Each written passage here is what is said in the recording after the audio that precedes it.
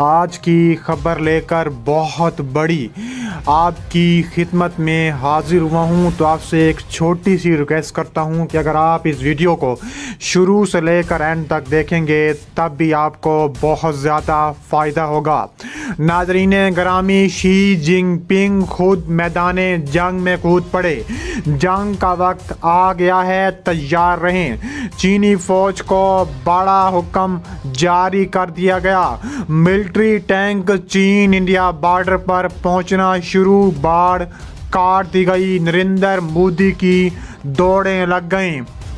Video की तफसीलात में आगे बढ़ने से पहले अगर आप चीन से मोहब्बत करते हैं और चीन को सपोर्ट करते हैं तो हमारी वीडियो को एक लाइक ज़रूर करें। हमारे चैनल को सब्सक्राइब करके बेल आइकन पर ज़रूर क्लिक कर दें। नाज़रीन ग्रामी, बड़ी खबर सामने आ रही है कि शी जिनपिंग खुद मैदान जंग में कूद पड़े। शी जिनपिंग ने फौज को बड़ा हुक्म जारी कर दिया।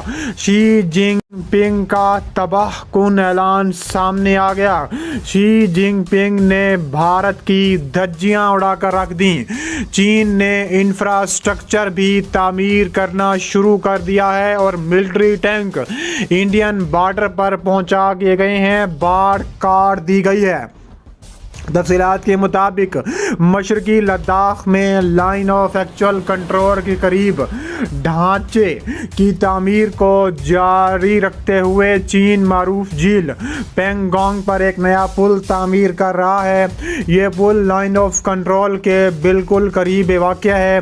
अस्करी अमूर के माहिरीन का कहना है कि यह पुल झील के शुमाली और जनूबी किनारों के दरमियान फौजियों को तेज़ी से तैनात करने के लिए एक इजाफी महवर के तौर पर काम करेगा।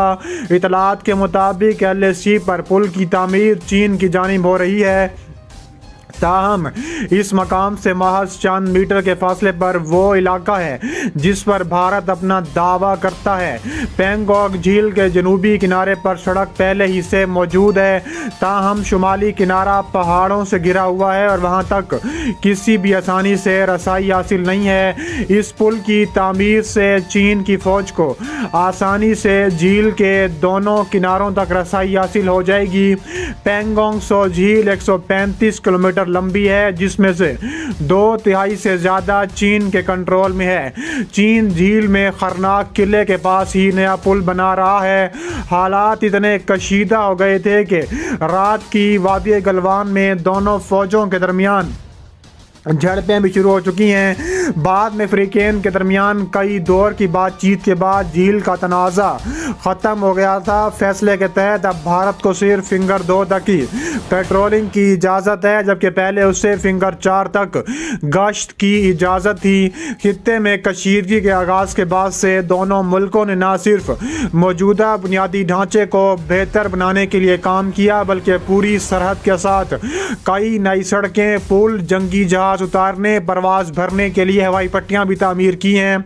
इस बरस के आगाज पर चीनी हुकूमत की हमायत याफ्ता कई सोशल मीडिया साइट ने इस वादी गलवान पर चीनी फौजियों को अपना परचम लहराने की वीडियो भी जारी कर दी है।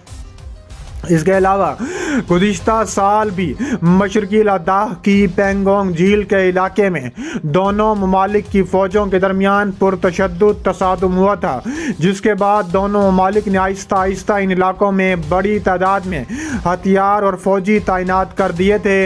इस वाक़े के बारे में भारत की जानिब से बताया जा रहा है कि यह तनाज़ा तीसरे हफ्ते शुरू हुआ था, जब लद्दाख की सरहद यानी चीन की जानिब से लाइन ऑफ एक्चुअल कंट्रोल पर फौज और भारी ट्रकों की तादाद में इजाफा हो चुका था। बताया गया है कि चीनी फौज ने इस इलाके पर अपने खैमे लगाए, खंदकें खोदी, भारी सामान इस इलाके में कई किलोमीटर अंदर ले आए, जिसे इंडिया अपना इलाका समझता है। इस वाक़े के रद्द-ए-अमल में इंडिया ने हज़ारों फौजी और फौजी सामान लद्दाख रवाना कर दिया था। इंडिया और चीन के दरमियान तकरीबन 3000 450 किलोमीटर लंबी सड़क है। ताहम 1962 की जंग के बाद से इस सरहद का ज़्यादा हिस्सा तनाज़े का शिकार है और दोनों ममालिक इस बारे में मुख्तलिफ दावे करते हैं। चीन की जानिब से वादी गलवान में होने वाली खून रेज झड़पों पर दिए गए बयान का हवाला देते हुए भारत का कहना है कि इंडियन फौज ने कभी भी लाइन ऑफ एक्चुअल कंट्रोल की खिलाफ वर्जी करने की कोशिश नहीं की। इंडियन वजारत खारजा के तर्जुमान अनुराग श्रीवास्तव का कहना है कि वादी गलवान के इलाके के हवाले में इंडिया की पोजीशन व तारीखी तौर पर वाज़ेह है। लाइन ऑफ एक्चुअल कंट्रोल पर चीन की तरफ से बहुत से दावे किए गए हैं जो किसी भी तौर पर काबिल कबूल नहीं हैं।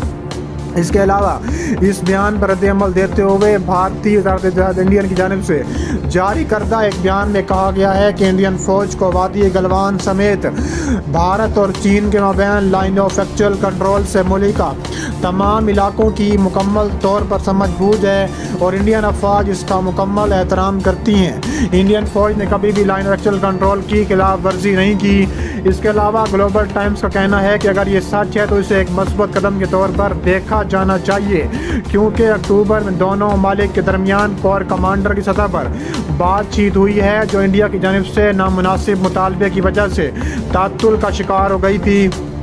खबर एजेंसी उन्होंने काम के हवाले से बताया है कि इंडिया और चीन के फौजियों ने मशरकी लद्दाख की पोस्टों समेत LAC के साथ मुतादिद पोस्टों पर एक दूसरे को मुबारकबाद दी है। रिपोर्ट के मुताबिक दोनों फ्रीकों की जानिब से ये कदम एक ऐसे वक्त में उठाया गया है जब गुज़िश्ता 1.5 साल से कई मकामात तातुल का शिकार हो गई थी। इसके अलावा इस वाक़े में इंडिया की जानिब से बताया गया था कि ये ताबड़तोड़ हमले बाद में भी देखने में आए हैं। अखबार ग्लोबल टाइम्स से लिखा है कि चीन की हुक्मरान जमात कम्युनिस्ट पार्टी का तर्जुमान करार दिया जाता है और उन्होंने एक रिपोर्ट शाये की है जिसमें बताया गया है कि नए साल के मौके पर वादी गलवान में परचम लहराया गया है। भारत का दावा है कि एक समझौते के तहत चीनी मीडिया गुज़िश्ता वर्ष गलवान से पीछे हट गई थी और भारत ने अपनी पोजीशन दोबारा बहाल कर ली है। ताहम चीनी फ़ौज की इन ताज़ा वीडियो से भारत के दावे की नफ़ी होती है। चीनी अखबार ग्लोबल टाइम्स ने लिखा है कि भारतीय सरहद के करीब गलवान वैली में अपने किरदार के साथ